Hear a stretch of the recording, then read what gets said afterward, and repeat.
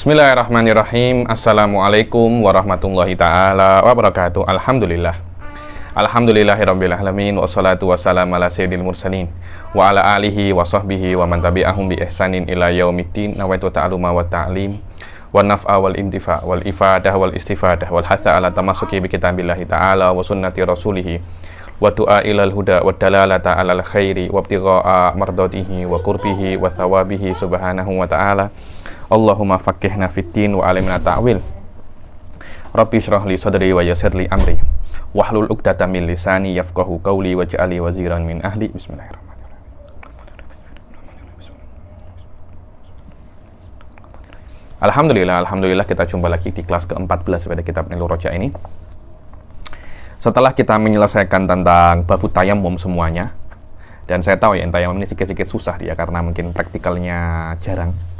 Jadi, bertayamum atau nak memahami masalah tayamum itu mungkin sedikit susah daripada bab-bab yang lain. Akan tetapi, mazal tetap di dalam konteks bisa untuk difahami, walaupun mungkin dibandingkan dengan kitab daripada bab-bab yang lain dia sedikit susah. Jayid.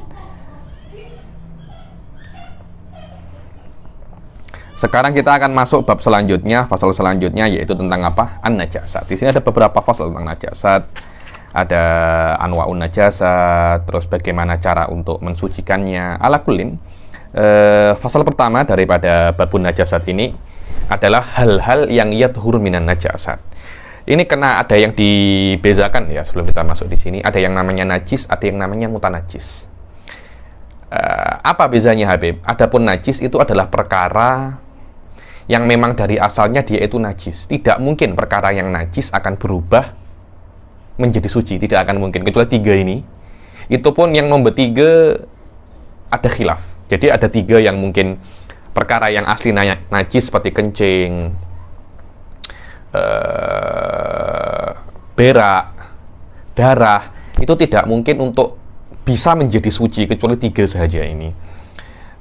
Itu pun yang nomor 3 ada khilaf. Saya bayanuhu tafsilan ya ini. Adapun mutanajis adalah perkara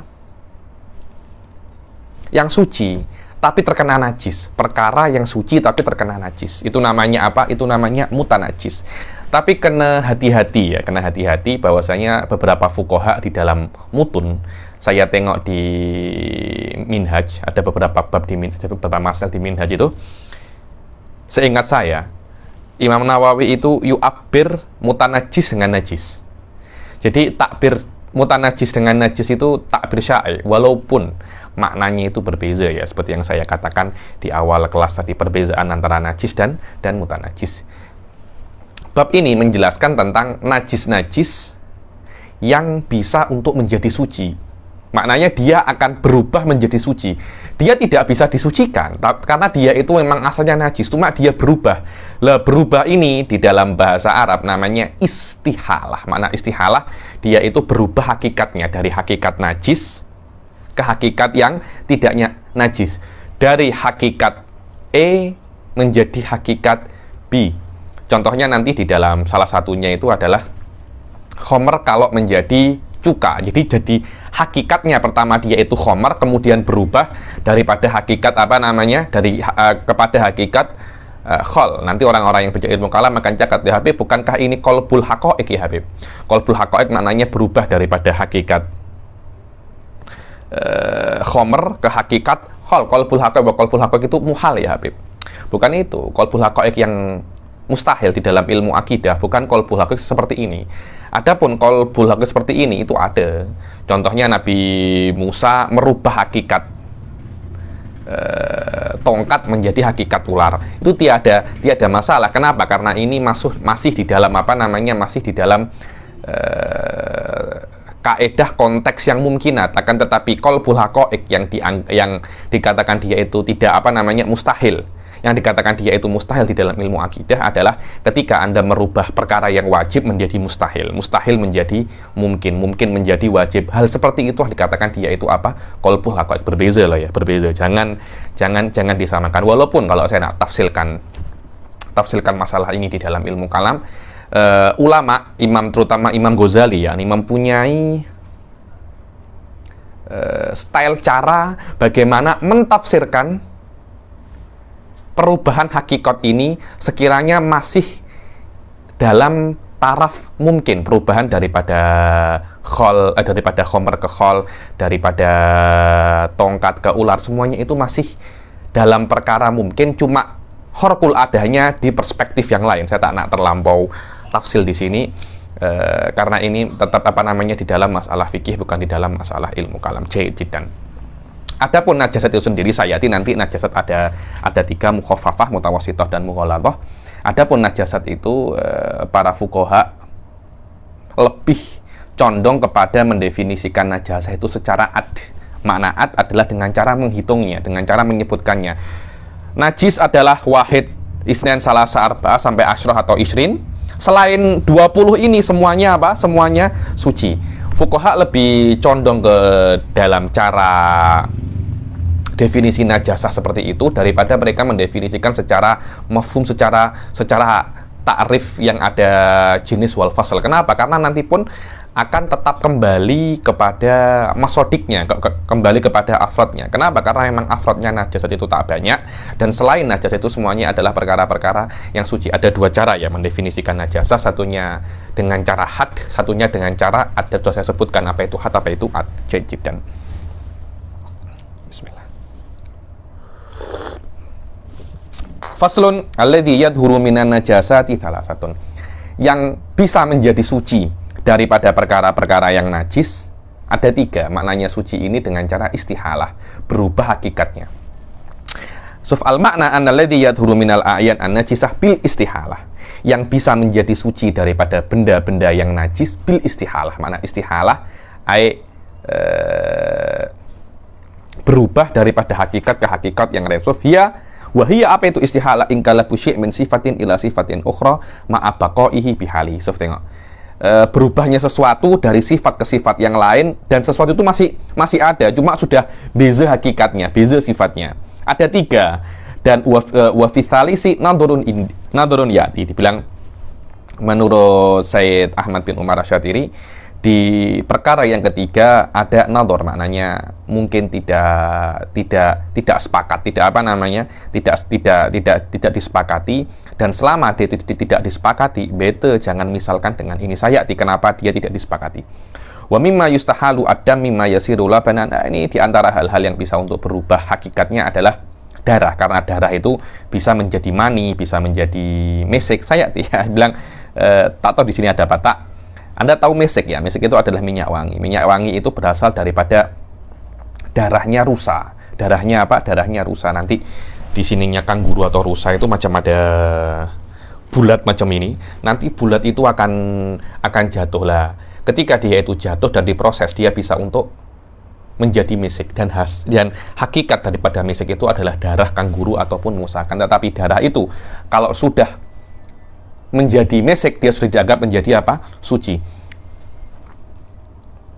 Wa mimma yustahalu adamu fa innahu yasiru labanan, karena yang namanya darah bisa untuk menjadi laban, menjadi susu. Nah, air susu ibu itu apa? ASI itu apa? ASInya kan darah kan.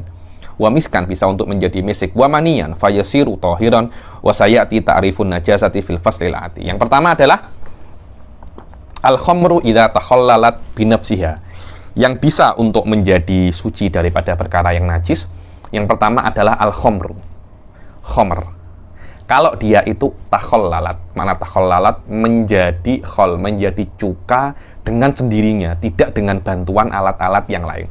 Dan khamr ini apa? Sayati secara bahasa ini apa? Yang saya tahu di dalam khamr, di dalam istilah syara' itu adalah minuman keras yang dibuat daripada perasan anggur. Walaupun nanti Sayyid Ahmad bin Umar Asy-Syatiri akan yukhalif hadza, akan tetapi kalau kita nak baca fikih muqaran, Anda akan tahu bahwasanya khamr itu khusus untuk perasan anggur, minuman keras, arak yang dibuat daripada perasan anggur. Adapun dari perasan selain anggur bukan namanya khamr, tapi apa? Nabidh. Karena itu di dalam nabidh ada khilaf. Tapi di dalam khamr tidak ada khilaf. Kenapa? Karena khamr ini ada di dalam Al-Qur'an. Innamal khamru wal maisiru. innamal khamru wal maisiru wal ansabu wal azlam. Selain khamr, yaitu arak yang dibuat daripada perasan, selain anggur, itu ada potensi untuk khilaf. Karena itu mengingkari kehalalan nabidh tidak kafir, tapi mengingkari kehalalan khamr kafir. Walaupun mengingkari keharaman khamr kafir. Mengingkari keharaman selain khamr daripada minuman keras tak kafir. Kenapa? Karena ada potensi untuk khilaf di situ.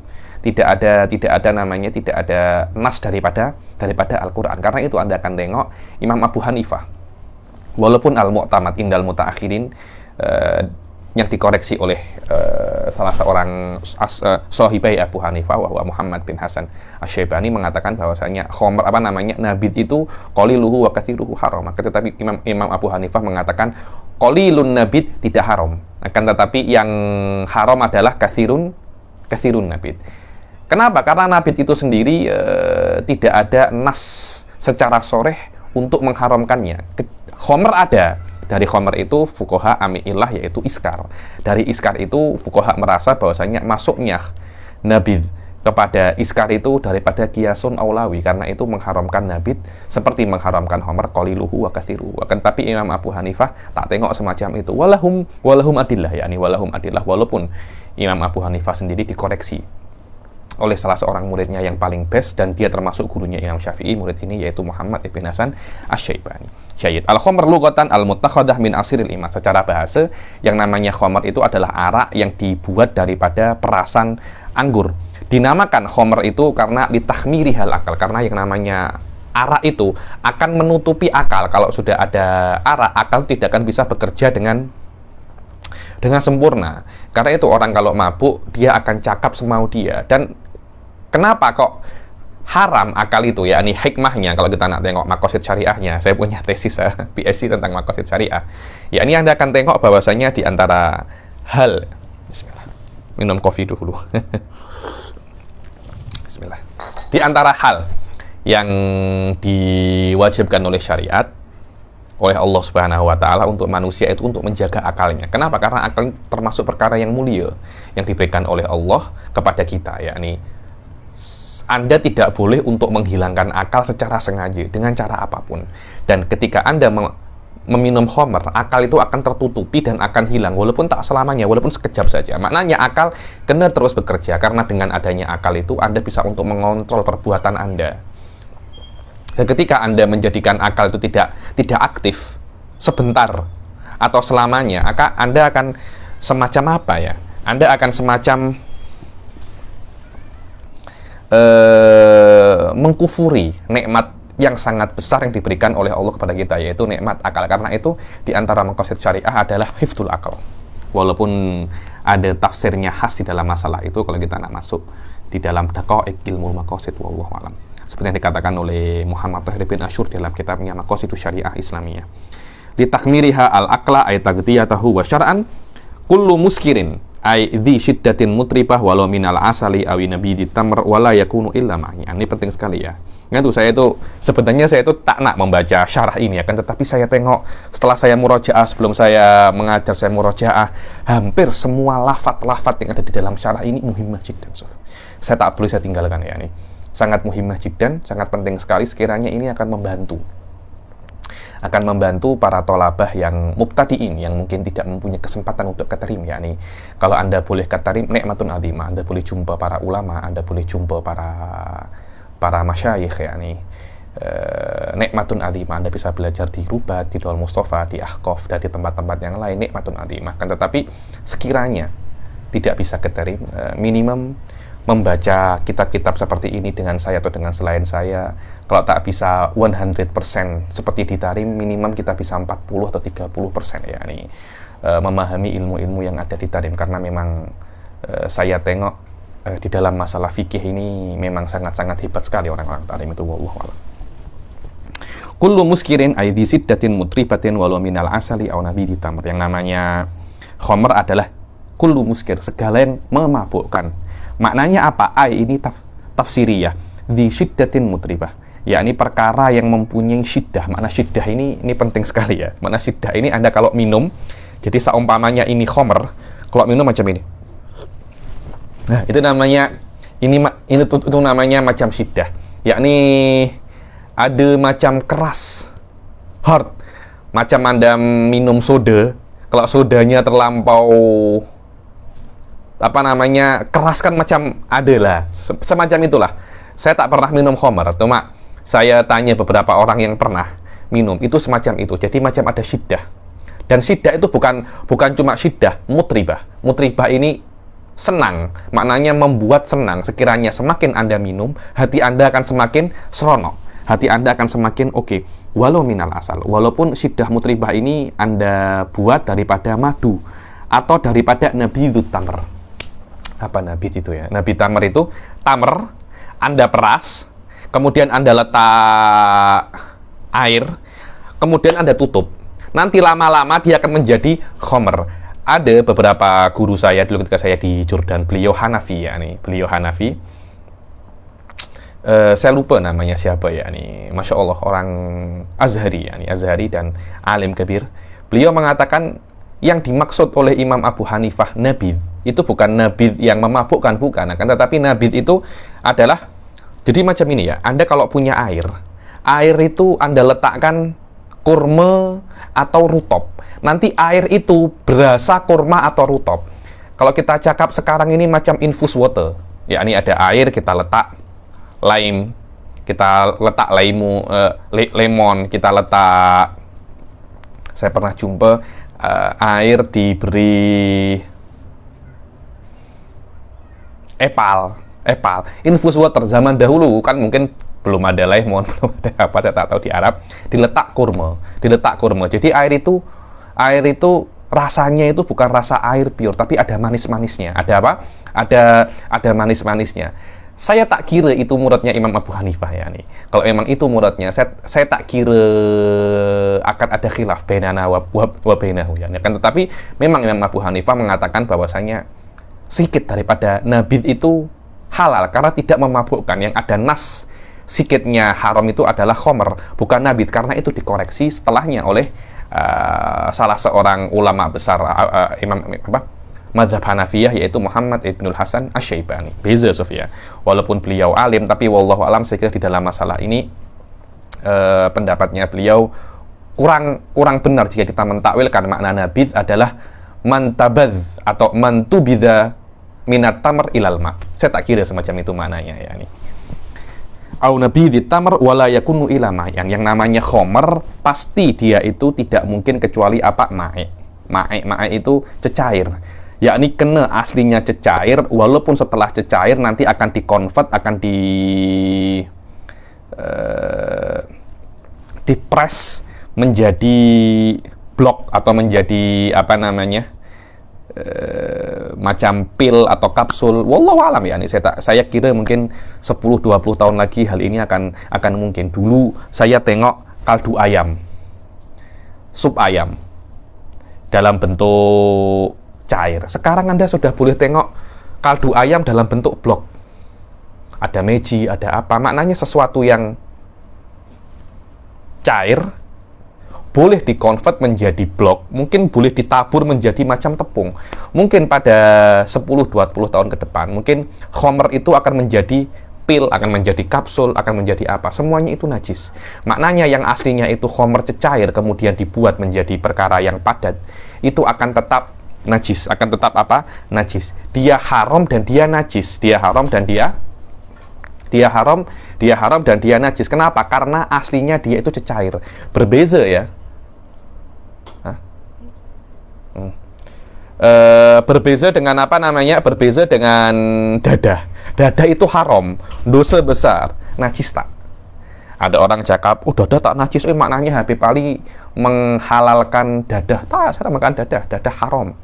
Kena hukuman yang sangat besar, terpulang kepada hukuman negara masing-masing. Saya cakap ini najis apa tak? Karena dadah tidak ada syiddah mutribah, tapi dia itu mukhoddir. Makna mukhoddir itu buat kita apa ya? Macam mati rasa. Karena itu bahasa Arabnya dadah itu mukhoddirat. Namanya apa? Mukhoddirat, bukan muskirat. Dari situ para ulama mengatakan mukhoddirat ini haram, dosa besar, tapi tidak najis. Kenapa tidak najis? Wallahu a'lam, karena mawarada fi syariah. Berbeza dengan arak. Haram, dosa besar, tapi najis. Jadi mungkin kalau ada orang sholat bawa sabu, bawa hashish, sabu-sabu tak tahu apa namanya di sini, ganja mungkin, sholat di sini bawa di kantongnya, sholatnya sah, tapi tetap berdosa di depan Allah Subhanahu wa Ta'ala. Kita tak cakap pasal sah apa namanya, dosa atau tak dosa, tapi kita cakap sah atau tak sah. Berbeza kalau ada orang bawa blok khomer, mungkin khomer, ada tepung khomer, dia letak di mana namanya, di kantongnya, sholatnya tak sah. Kenapa? Karena dia membawa perkara yang najis. Wallahu alam. Wal makna annal awwala min ats-tsalatsati allati tadhuru bil istihal al-khamru idza takhallalat bi nafsiha bi an lam tusahibha ainun ajnabiyyatun fa in sahibatha fa imma an takuna najisatan au thahirah. Dibilang di antara hal-hal, 3 hal daripada yang suci dengan istihalah adalah al-khamr idza takhallalat binafsiha. Khamr yang dia itu apa? Takhallalat, menjadi khol dengan sendirinya. Apa makna dengan sendirinya itu? Dia tidak bersama, maksudnya khamr itu menjadi suci tidak dibantu dengan perkara selain khamr. Kalau dia dibantu dengan perkara selain khamr, mungkin untuk mempercepat proses kesucian khamr tersebut, untuk mempercepat proses kesucian khamr tersebut, ditambahi perkara-perkara yang kimia. Lah, kalau dia ditambahi perkara-perkara yang kimia itu, maka ada tafsil di sana. Maka ada tafsil.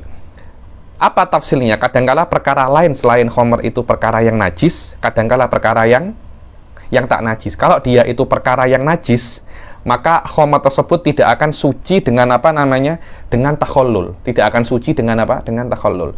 Contohnya ada khamr, contohnya ini khamr, ditambahi najisnya kambing. Contoh saja.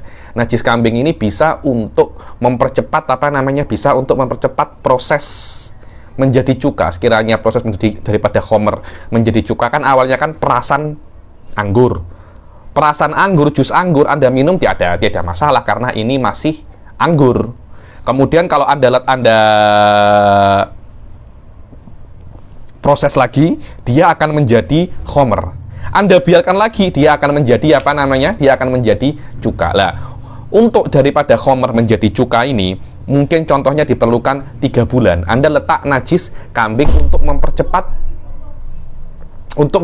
proses ini. Lah, kalau seumpamanya Anda letak perkara yang najis untuk mempercepat proses ini, maka khamr ini tidak akan bisa untuk menjadi cuka. Maksudnya tidak akan bisa untuk menjadi suci. Walaupun dia cukanya akan tetap menjadi cuka yang mutanajis. Kenapa? Karena yang namanya najis tersebut akan membuat khamr itu mutanajis. Wallahu alam. Saya paham daripada kalam-kalam ulama bahwasanya yang namanya najis itu bisa bertumpuk-tumpuk. Maknanya ada najis khamr, bisa Anda tambahi di dalamnya juga ada najis darah. Anda tambahi lagi bisa menjadi najis kencing, bisa Anda tambahi lagi najis berak. Jadi di dalam satu air ada semacam 4 najis. Dia tuh khamr, dia najis. Kemudian ada najis kencing, ada najis darah, dan ada najis berak. Sekiranya najis khamr ini suci, yang mana hanya najis khamr yang bisa untuk berubah menjadi suci, akan tetapi setelah dia menjadi suci karena dia berubah menjadi khol, masih akan tetap di dalamnya itu ada najis darah, najis kencing, dan najis berak. Akhirnya walaupun dia itu khol, tapi dia tidak bisa untuk suci 100%, dia akan tetap menjadi mutanajis. Wallahu alam. Itu yang saya pahami ya nih. Walaupun tidak fa in kanat najisatan lam tadhuril khamr bitakhallul wa in nuzi'at qablahu wa lam yanfasil minha syai'an. Walaupun jika Anda itu letakkan di dalam khamr ini najis najis kambing, sebelum dia berubah menjadi khol, Anda cabut dahulu, esoknya berubah menjadi khol tetap. Kenapa? Karena dengan masuknya najis kambing, ini sudah menjadi najis dahulu. Khomernya sudah menjadi mutanajis. Selain dia khomer, dia pun juga mutanajis dengan tai kambing tersebut. Adapun jika Anda tambahi perkara yang suci, ada tafsil. Kalau seumpamanya Anda tambah perkara yang suci dan Anda ambil perkara yang suci itu untuk mempercepat proses khomer ya, Anda ambil sebelum dia itu menjadi cuka dan tidak ada sedikit pun yang tertinggal, maka khomer itu akan menjadi suci, tidak menjadi najis. Akan tetapi jika Anda tidak ambil sampai dia menjadi cuka, maknanya ketika dia menjadi cuka tetap ada benda itu, maka khomer tersebut akan tetap menjadi mutanajis walaupun dia sudah berubah menjadi cuka menjadi cuka, atau ketika Anda ambil sebelum takhallul masih ada yang tertinggal sikit. Ketika masih ada yang tertinggal sikit, tetap akan menjadi, walaupun dia sudah menjadi cuka, dia akan tetap menjadi mutanajis. Wallahu a'lam. Wa yu'fa inda Ibnu Hajar an habbatil anakid wa syamarihiha. Dibilang inda Ibnu Hajar dimaafkan habbatil anakid. Ungkut ini apa ya? Ungkut ini kalau Anda ame anggur, biji-biji anggur, ada biji-biji anggur kemudian tangkai-tangkainya sikit-sikit. Kalau yang masuk di dalam khomer itu ada tangkainya dan ada biji-bijinya, walaupun itu bukan daripada anggur, bukan daging anggur, bukan perasan anggur, tapi biji dan tangkainya inda Ibnu Hajar tidak ada masalah. Kenapa? Karena susah ambil satu-satu bijinya dan mungkin ada sedikit tertinggal daripada tangkainya, tidak ada masalah. Wa nawat tamri wa suflihi, begitu pula kalau yang tertinggal itu nawanya, biji atau isi daripada kurma ketika dibuat perasan, tersisa di dalamnya itu, tersangkut di dalamnya itu biji kurma, dan biji kurma ada sampai dia menjadi cuka. Apakah cukanya itu menjadi mutanajis karena ada selain kurma itu sendiri, yaitu bijinya? Tak inda Ibnu Hajar yu'fa, dan hadza khilaf, dan ini tidak disetujui oleh Imam Romli wal Khatib tabaan di Syekhul Islam, mengikuti Syekhul Islam mengatakan tetap berbahaya. Maknanya kalau ada biji-biji anggur atau tangkai-tangkai anggur, biji-biji kurma atau tangkai-tangkai kurma yang tertinggal di dalam khomer tersebut sampai menjadi cuka tersebut akan menjadi mutanajis karena ada dibantu dengan selain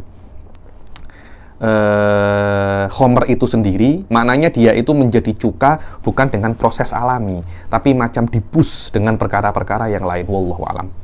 Wa yadhuru ma'al khomri ina'uha. Begitu pula kalau contohnya ini khomer ya, kan ketika ini suci, tempat ini suci diberi khomer, tempatnya ini kan menjadi mutanajis. Maknanya kalau khomernya ini suci, tengok ya, ketika diletak di tempat, itu tidak akan penuh, ada sisa macam tidak penuh sampai jarak tertentu, kemudian ditutup. Nah nanti ketika dia itu sudah menjadi khomer, dia akan naik, dia akan naik, dia macam berbuih. Lah berbuih itu nanti dia akan sampai ke ujung daripada tempat ini. Ketika sudah menjadi khomer, dia akan turun, dia akan turun. Lah apakah sekarang tempatnya ini sendiri mutanajis? Tempatnya ini sendiri apa? Mutanajis. Ketika khomer ini berubah menjadi cuka, apakah tempatnya yang awalnya tadi mutanajis, dia pun akan menjadi suci? Sama, dia akan menjadi apa? Suci. Kenapa? Ya wallahu alam, kalau seamanya tempatnya tidak menjadi suci, maknanya tidak akan bisa untuk membuat cuka sama sekali, karena cuka apapun yang suci jika terkena najis daripada tempatnya akan menjadi apa? Mutanajis. Sedangkan Rasulullah SAW memperbolehkan untuk merubah khomer menjadi cuka. Maknanya ketika itu secara otomatis tempat yang dibuat merubah khomer menjadi cuka juga ikut suci juga. Karena itu dalam Zubat dikatakan wa in ghalat au nukilat. Dibilang kalau seumpamanya ininya tempat khomernya itu ghalat, dia macam naik sikit, kemudian turun lagi, naiknya itu bekasnya juga dianggap suci dan tidak apa-apa kalau Anda itu memindah.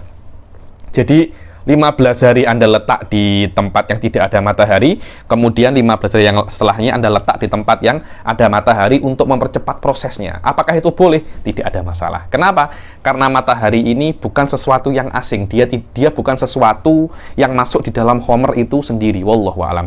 Wa yadhuru ma'al khomri ina'uha wa ghita'uha. Begitu pula tutupnya. Wala farqa fi ma taqarrara bainal khomril muhtaramah wa bainal ghairiha. Dibilang tidak ada beza di dalam sesuatu khomer itu, maksudnya khomer yang najis bisa untuk menjadi cuka, tidak ada beza di dalam hukum ini antara khomer yang terhormat muhtaram dan ghairul muhtaram. Apa itu khomer al muhtaramah? Ini penting sekali ya. Apa itu al khomerul muhtaramah? Ma usirat bi qasdil khaliyah aula bi qasdi syai'. Yang dibilang khomer yang muhtaram, maknanya kalau Anda tidak boleh merusaknya, Anda tidak boleh untuk membuangnya khomer muhtaramah itu. Apa khomer muhtaramah itu? Khomer yang terhormat. Khomer yang terhormat atau khomer muhtaramah adalah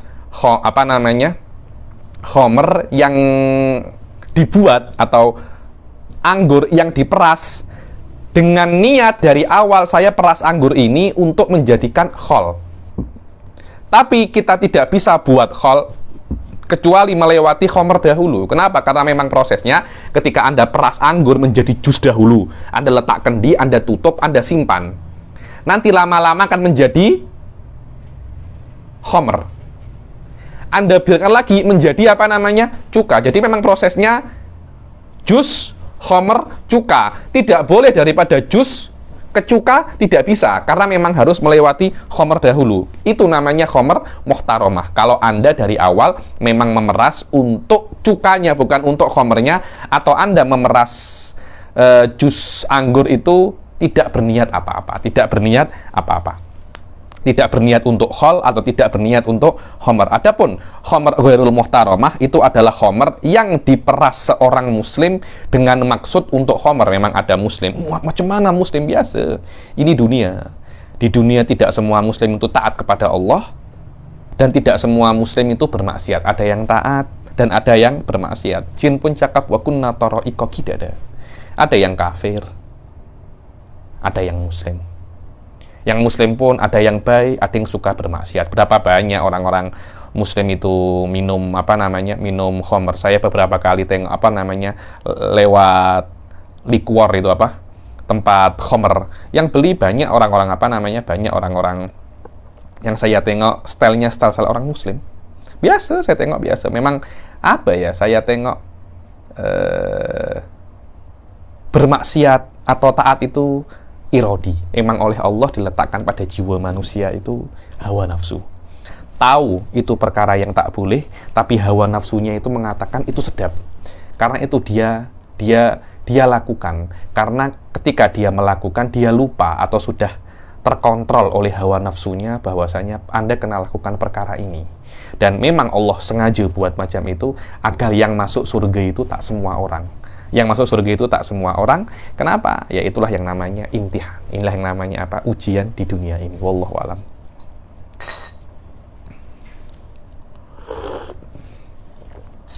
Jiddan.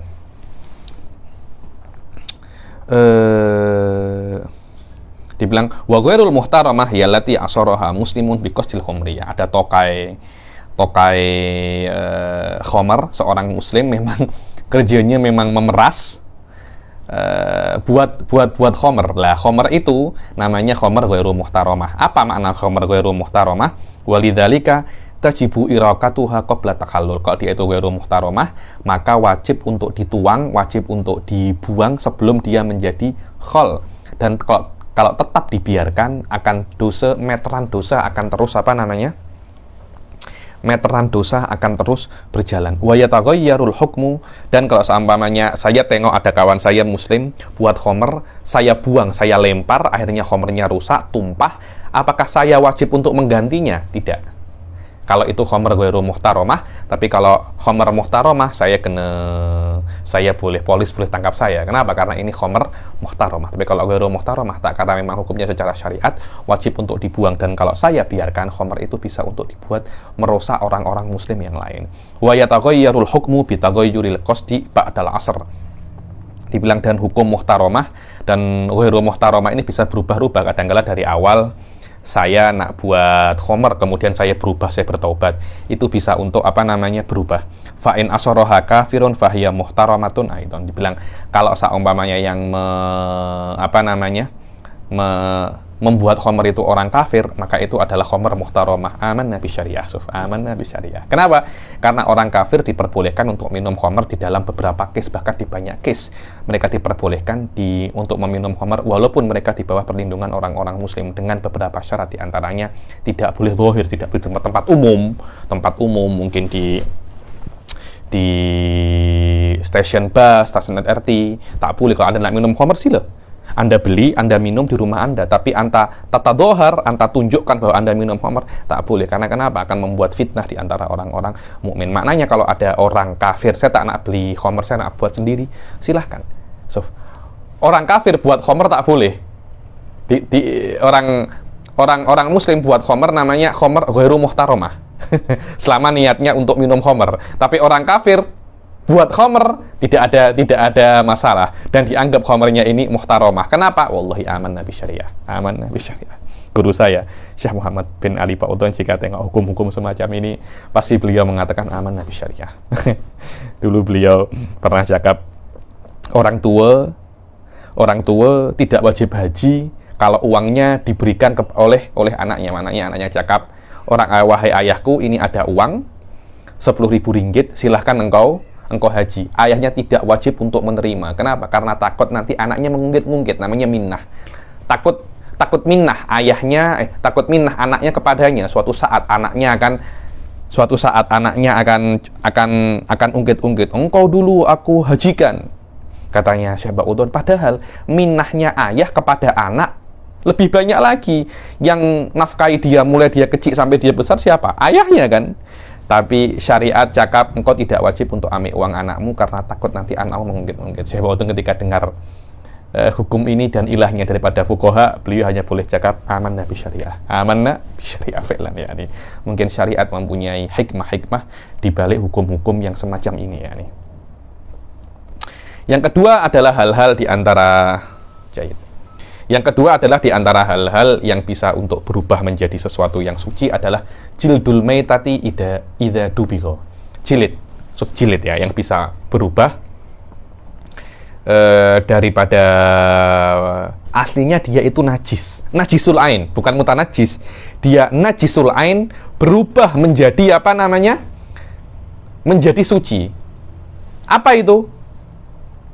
Kulitnya bangkai kalau dia itu disamak.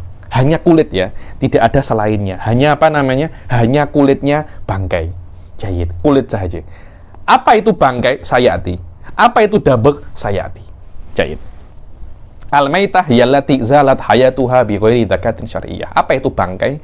Bangkai adalah hewan yang hidupnya itu hilang dengan sembelih secara syariat. Secara apa?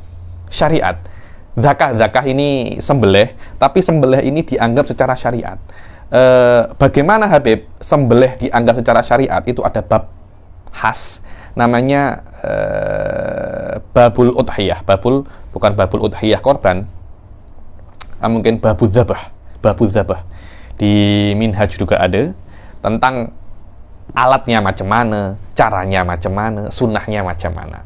Itu adalah cara untuk menyembelih. Karena itu wallahu alam, saya mendefinisikan dengan lebih jelas. Ini sudah benar ya di dalam kitab-kitab fikih. Anda kalau cari al-maitah itu apa? Ya ini adalah hewan yang disembelih tidak dengan cara syariat. Itu namanya apa? Hewan. Maknanya untuk menjadi sesuatu itu tidak bangkai diperlukan dua hal. Apa itu? Pertama, dia kena hewan yang boleh dimakan dagingnya. Boleh dimakan dagingnya. Seperti ayam, lembu, kambing itu adalah hewan-hewan yang boleh untuk dimakan dagingnya, dibilang makulul laham. Yang kedua, harus cara menyembelihnya ini sesuai dengan syariat. Jika salah satu daripada dua hal ini tidak dipenuhi, maka dikatakan dia itu bangkai. Contohnya, Anda nak menyembelih harimau. Anda menyembelih harimau sama dengan cara syariat menyembelih kambing ataupun lembu. Apakah harimau ini halal? Tidak. Tidak. Kenapa? Karena harimau ini tidak boleh untuk dimakan dagingnya secara syariat. Atau Anda membunuh kambing bukan dengan cara syariat. Mungkin Anda potong kakinya dahulu, kemudian Anda belek Anda belek perutnya, akhirnya mati. Tidak dikatakan bahwasanya kambing ini bangkai. Kenapa? Karena walaupun dia boleh dimakan, akan tetapi cara menyembelihnya bukan dengan cara menyembelih syariat jahidan. Ketika dia itu bangkai, maka semua bagian tubuhnya itu najis. Walaupun itu adalah kulitnya. Tapi dengan cara disamak, kulit itu bisa untuk berubah bentuk, berubah hakikat daripada kulit yang mana para fuqaha, kalau Anda baca Syuruhatul Minhaj, dikatakan kulit ini, dia ini tabiatnya adalah tabiat laham. Laham maknanya daging. Karena itu kan Anda tengok, saya beberapa kali ke mall, saya jumpa ada fish skin, kulit ikan. Ada di Indonesia ada yang jual kulit sapi, keropok kulit sapi, yakni rambak. Nah, kulit ini dimakan karena dia itu tabiatnya tabiat laham, daging. Ketika Anda menyamaknya, dia akan berubah daripada tabiat daging menjadi tabiat baju, thawb, yakni tantolibu min top ilham ila top ithyab. Dengan cara apa? Dengan cara disamak. Dan ini bukan hanya untuk hewan yang bisa dimakan dagingnya, tidak, tapi semua bangkai. Maknanya kalau Anda jumpa bangkai harimau, Anda jumpa bangkai beruang, Anda jumpa bangkai anaconda mungkin, Anda boleh samak dia. Anda boleh samak kulitnya saja. Selain kulit tidak boleh. Jadi yang boleh disamak adalah kulitnya bangkai. Dan sudah saya katakan apa itu bangkai. Jadi, Habib, kalau saya menyembelih kambing dengan sembelih yang syar'i, apakah saya perlu untuk menyamak kulitnya agar suci? Tidak. Kenapa? Karena kambing tersebut bukan bangkai. Yang perlu disamak hanya bangkai. Wallahu a'lam. Terus menyamak itu apa, Habib? Naz'ul fadolati biharrifin walau najisan. Yang namanya samak adalah Anda itu naz'ul fadolat. Jadi kulit itu macam mana? Ini contohnya, ini kulit ya. Ini contohnya, ini kulit kambing, bangkai kambing.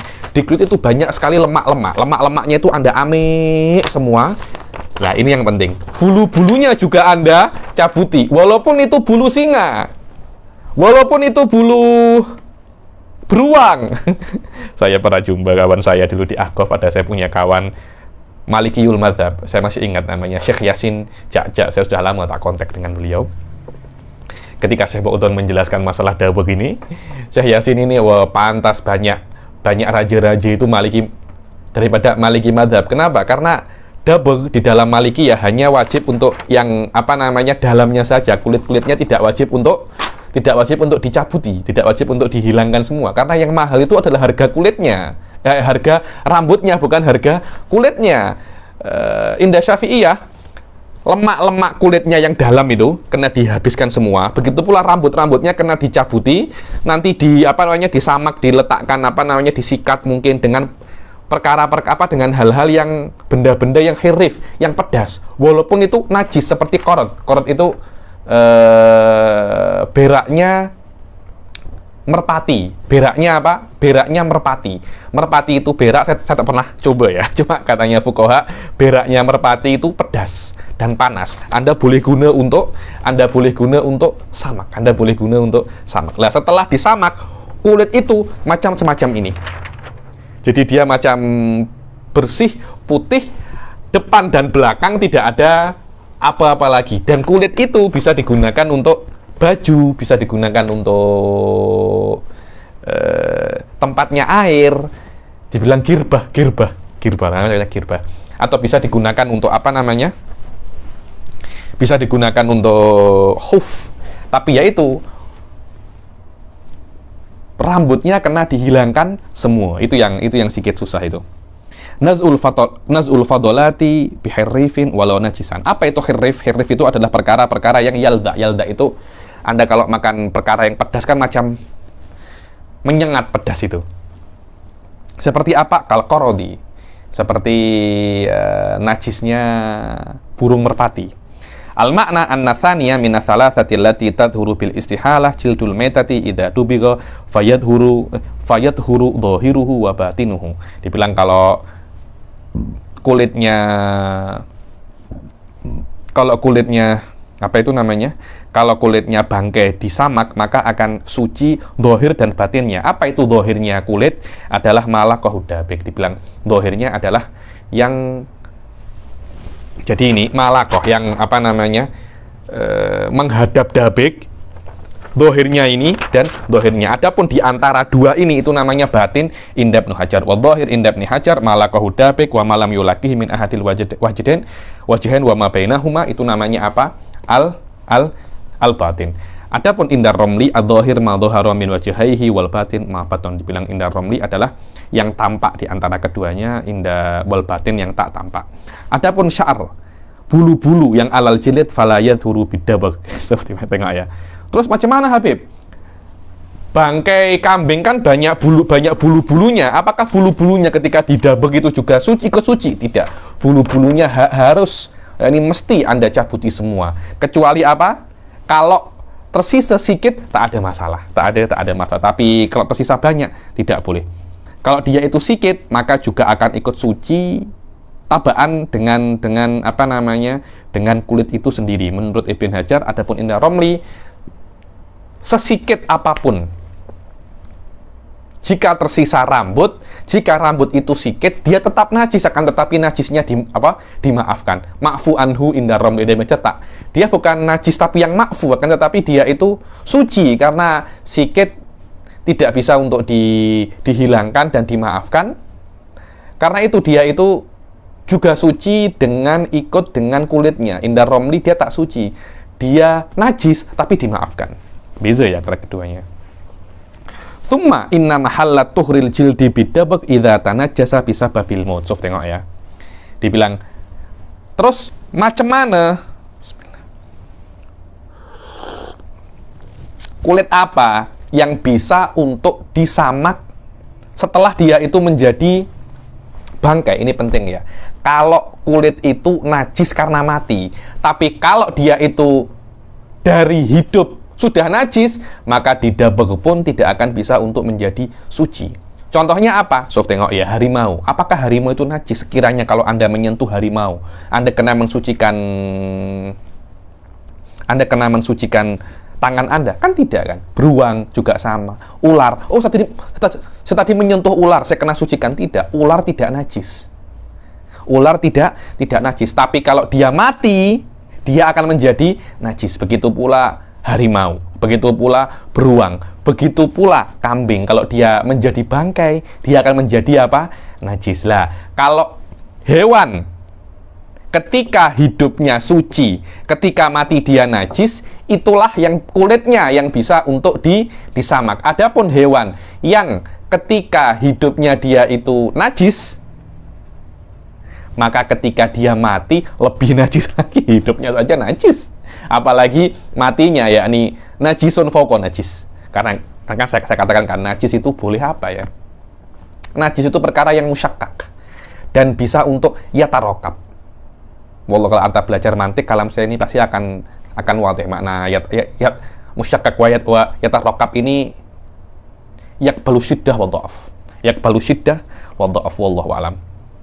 Adapun Jika hewan ini dari ketika dia itu hidup dia sudah najis, maka ketika dia mati kulitnya tidak akan bisa untuk apa namanya disamak. Kulitnya tidak akan bisa untuk suci dan disamak. Contohnya apa?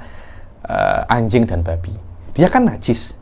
Ketika dia mati, oh saya nak samak kulit anjing, nak buat tas daripada kulit anjing. Kulit ular biasa, Habib.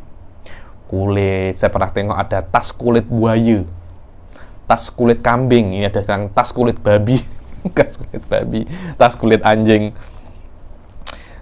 Thumma inna mahalla tuhril jildi bidabagi idza tanajjasa bisa babil mut bi an kana tahiran halal haya amma idza kana najisan ka jildil kalbi wal khinzir wa ma tawallada minhuma aw min ahadihima fala yaturu bidabag. Adapun kalau dia itu dari hidupnya sudah najis seperti kulit babi, kulit anjing, dan anak daripada keturunan daripada salah satu daripada keduanya atau daripada kedua-duanya, maka tidak akan bisa suci dengan apa namanya dengan samak. Wa hukmul jildil mutanajjis, ini penting ya. Dan hukum kulit yang najis karena mati, maknanya dia menjadi najis, menjadi bangkai, kulit bangkai. Setelah dia didabel, hukumnya seperti baju yang mutanajis. Aslinya kan kulit ini najis karena kulitnya bangkai. Setelah didabel, dia akan menjadi seperti baju yang mutanajis. Bagaimana baju mutanajis disucikannya? Dengan apa?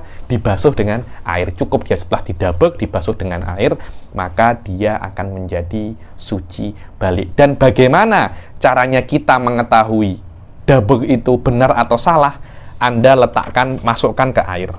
Kalau setelah Anda masukkan ke air, baunya busuk, maknanya dabel Anda bermasalah. Anda kena ulangi, dabel lagi. Tapi kalau seumpamanya setelah Anda masukkan ke air, tidak busuk kulit ini, maka dabel Anda sudah benar, dan Anda tinggal basuh sekali lagi, akan menjadi apa namanya? Suci, dan boleh Anda pakai baju, boleh Anda pakai girbeh, boleh Anda pakai apa namanya sebagai khuf, wallahu alam. Wa hukmul jildil mutanajjis bil maut ba'da dabaq hukmu thawbil mutanajjis binajasatin mutawassithah fayadhuru bima yadhuru bihi. Maka hukumnya seperti baju yang najis dengan najasah mutawassithah. Bagaimana cara Anda menghilangi najis mutawassithah, begitu pula cara Anda menghilangi mutanajjis mensucikan kulit setelah dia didabel. Lakin la yadurru atharud dibag ba'da ghuslih. Yakni ada sedikit-sedikit mungkin baunya sedikit-sedikit bau double setelah apa namanya dibasuh, tidak ada masalah. Memang itu sudah lawazimnya seperti itu. Dan yang ketiga daripada hal yang najis yang bisa untuk menjadi suci adalah wamasoro hayawanan. Makna wamasoro hayawan, perkara-perkara yang apa namanya? Perkara-perkara yang berubah menjadi hewan. Jadi ini bangkai ya. Contohnya ini bangkai. Lah ini bangkai. Ketika ada bangkai, kan akan keluar daripada bangkai itu ulat-ulat itu kan. Ulat-ulat. Lah, ulat-ulat itu kan berasal daripada bangkai. Yang mana bangkai itu najis. Ulat yang berasal daripada bangkai itu tidak najis. Dia mutanajis iya, najis tidak. Maknanya wa na'udzubillah, ada orang mungkin ambil ulat, dia cuci, dia letak di bajunya, dia sholat. Apakah sholatnya batal? Tidak. Kenapa? Karena ulat ini mutanajis, walaysa najis. Setelah dia dibasuh, dia akan menjadi apa? Suci. Lah, para fuqaha khilaf. Apakah ulat ini berasal daripada bangkai atau Allah ciptakan di bangkai? Beza. Kalau dia berasal daripada perkara yang lain tapi diciptakan dan ada di bangkai, maknanya tidak bisa untuk dijadikan misal wa masoro hayawanan. Kenapa? Karena ulat itu bukan berasal dari bangkai tapi ada di bangkai. Beza ya. Berbeza kalau Anda cakap ulat ini bukan di bangkai, tapi diciptakan dari bangkai. Maknanya dia berasal daripada perkara yang najis. Karena itu, wamasoro hayawan, yaitu dud, itu khilaf para ulama itu. Halid dud minal maitah, khuliqa minal maitah, au khuliqa indal maitah. So, kalau dia itu khuliqa minal maitah, dia bisa untuk menjadi misal wa masoro hayawanan.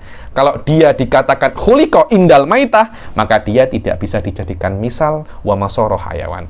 Karena selama itu ada khilaf, maka tidak elok kita jadikan wa masoro hayawanan ini sebuah misal yang dikatakan dia itu apa namanya? Salah satu daripada perkara-perkara yang bisa untuk berubah menjadi suci. Kenapa? Karena ini mukhtalafun fihi, dan lebih baik misal itu dengan perkara-perkara yang dengan perkara-perkara yang muttafaq alaihi, bukan dengan perkara-perkara yang mukhtalafun fihi. Kenapa? Karena falsafatul misal itu untuk taudih. Untuk apa? Untuk taudih, bukan untuk selama taudih itu, selama dia itu untuk taudih, maka kena cari perkara-perkara yang jelas dan tanpa ada khilaf. Kalau samanya ada khilaf, nanti akhirnya kita pening dengan misalnya, dan misal itu tidak akan bisa untuk menyelesaikan tugasnya, yaitu menjelaskan kaidah yang di atasnya. Wallahu a'lam. Wa masara hayawan al makna anna thalisa min athalathati allati taduru bil istihalah an najasa allati istahalat hayawanan kal maitah idza saradu, dan seperti bangkai kalau dia itu menjadi ulat. Wa nadara ba'dhum fi hadha thalis bi ihtimali kaunil hayawan makhluqan fiha la minha. Langsung tengok. Dan sebagian daripada ulama mengatakan yang ketiga ini ada potensi bahwasanya ulat itu diciptakan di dalamnya, bukan daripada bangkai tersebut.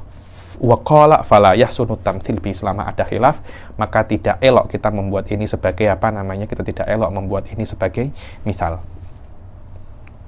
Sekarang kita masuk ke bab setelahnya, yaitu tentang najasat. Kita tak payah baca semuanya, minimum kita baca tentang definisi najasat ini. Nanti esok kita masuk ke anwa'uha mulai mughalladah, kita baca definisinya saja. Faslun an-najasat salah satun mughalladah wa mukhaffafah wa mutawassithah. Fasal, yang namanya perkara-perkara yang najis itu ada 3. Satunya mughalladah, satunya mukhaffafah, satunya apa? Mutawassithah. Mughalladah, mukhaffafah, mutawassithah dibagi daripada 3 ini daripada perspektif bagaimana cara mensucikannya. Adapun efeknya daripada hal-hal yang tidak boleh dilakukan sama, tidak ada bezanya. Maknanya dengan adanya 3 najis ini, salah satu daripada 3 najis ini Anda tidak boleh sholat. Maknanya kalau ada najis mukhaffafah pun sholat Anda tak sah. Cuma dibezakan antara tiga ini karena dari perspektif cara pensuciannya yang berbeza. Begitu pula hadas pun, sebagian orang ada yang mengatakan bahwasanya hadas itu cuma ada 2, yaitu shogir wal kabir. Dari perspektif shogir, cara penghilangannya macam mana, kabir cara penghilangannya macam mana. Ada sebagian yang mengatakan hadas itu ada 3, ada shogir, kabir, wal akbar. Dari perspektif yang diharamkan apa? Hadas shogir adalah hadas wudu, hadas kabir adalah hadas janabah, hadas akbar adalah hadas haid. Karena yang diharamkan untuk orang haid lebih banyak daripada yang diharamkan untuk orang yang janabah biasa, maka dikatakan hadas haid ini hadasun akbar, bukan hanya kabir. Tapi kalau daripada perspektif bagaimana cara menghilangkannya, hadas haid dan hadas janabah itu sama dengan cara mandi. Kalau kita tengok daripada perspektif penghilangannya, akan ada hanya 2. Di sini kalau kita tengok daripada efek apa yang diharamkan, najis cuma 1 aja. Tapi karena kita tengok daripada bagaimana cara menyucikannya, ada 3. Ada mukhaffafah, mutawassithah, dan mughalladah. Oke, sebelum kita masuk mughalladah, mutawassithah, dan mukhaffafah, anwa'nya, najis itu apa sih? Suf tengok. An-najasat jam'u najasah, wan najasah lughatan al-mustakdar. Najis itu secara bahasa maknanya segala perkara yang menjijikkan, Secara syariat, mustakdarun yamna'u sihhatas shalah haitsu lam murakhis, yakni segala perkara yang menjijikkan, yang mana dengan qaid dia itu menghalangi sahnya sholat, karena tidak semua perkara yang kotor, menjijikkan itu menghalangi sahnya sholat. Contohnya ada orang letak mani di baju Anda, Apakah mani ini bukan mani Anda ya, maninya orang lain diletak di baju Anda. Apakah mani ini menghalangi Anda untuk sholat? Tidak. Maksudnya kalau Anda sholat dengan adanya mani, sholat Anda tak sah?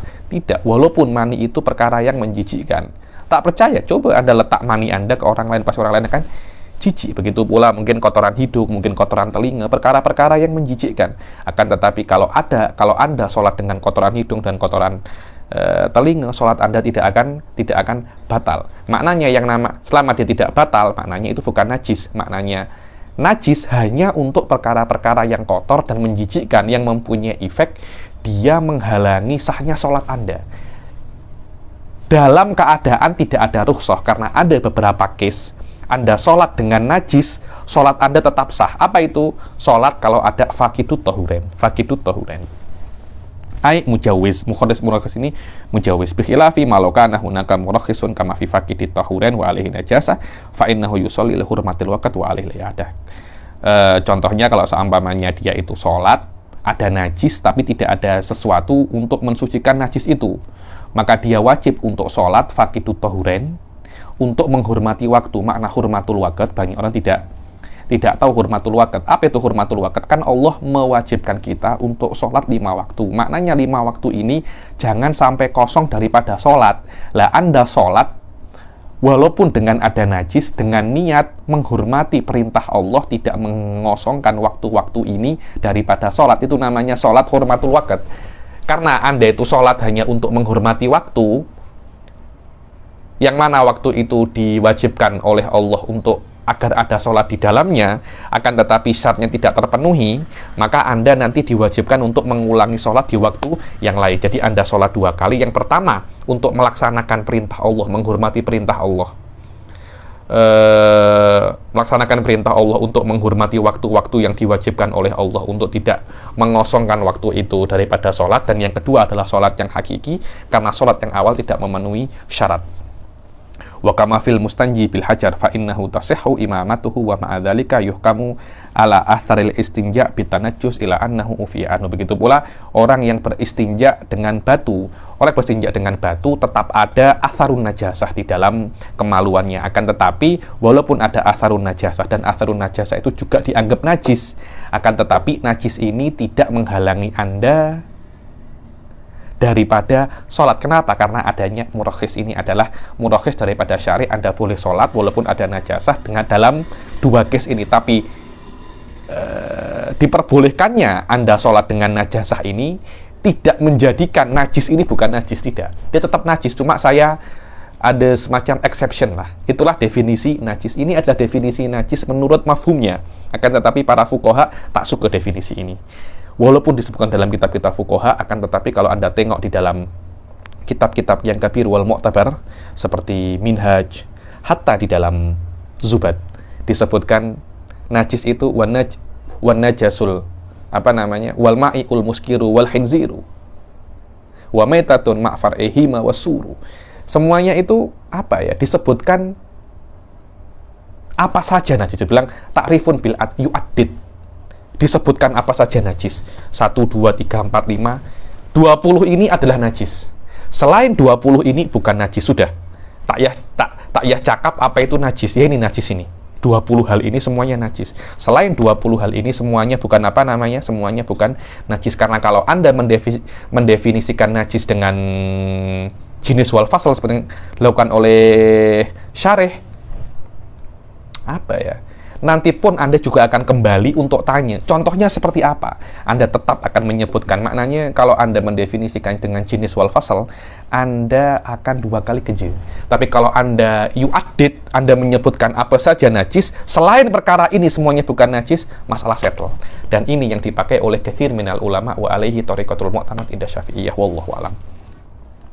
Wa kama fil mustanji bil hajar, ini sudah. Al makna anna najasat bi'tibari hukmiha salah satu aksam. Dibilang najasah itu dari perspektif hukumnya ada 3. Ada najasah mughalladhah, dan dinamakan najasah mughalladhah itu karena hukumnya, maknanya lawazimnya, cara untuk mensucikannya sangat berat. Mukhaffafah, karena cara mensucikannya itu ringan.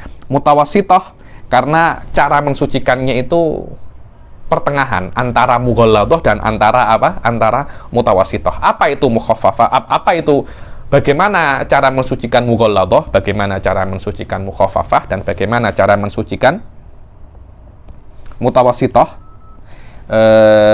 Kita teruskan di pertemuan esok insyaallah. Kita akan mulai ke mughalladah dan mutawassithah dan mukhaffafah, dan kita insyaallah pertemuan esok kita akan selesaikan semua anwa'un najasat. Dan kalau ada waktu kita akan masuk ke babul haid insyaallah. Kita akhiri sampai sini. Wabillahi taufiq wal hidayah wa ridha wal inayah. Assalamualaikum warahmatullahi taala wabarakatuh.